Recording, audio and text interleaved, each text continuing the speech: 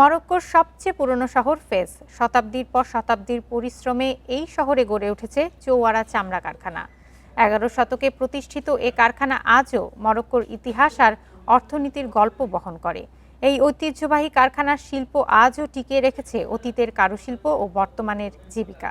মরক্কোর ফেস শহরের চোয়ারা চামড়া কারখানার দৃশ্য যেন শতাব্দী প্রাচীন শিল্পের গল্প শোনায়।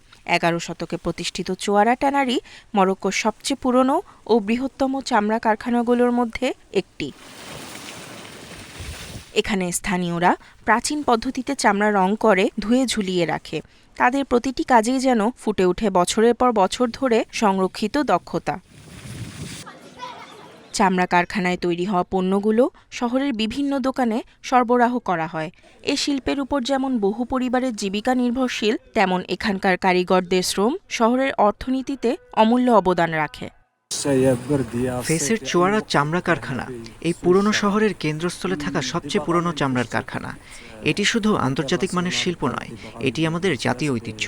যে কোনো পরিস্থিতিতেই এই শিল্প থেমে থাকে না। মরক্কো শিল্প ও বাণিজ্য মন্ত্রণালয় জানিয়েছে, চামড়া শিল্প এখনও দেশীয় ঐতিহ্যের সঙ্গে গভীরভাবে যুক্ত এবং রপ্তানির ক্ষেত্রেও এটি সমৃদ্ধির সম্ভাবনা রাখে। নিশাত সুলতানা মিম, ইন্ডিপেন্ডেন্ট নিউজ।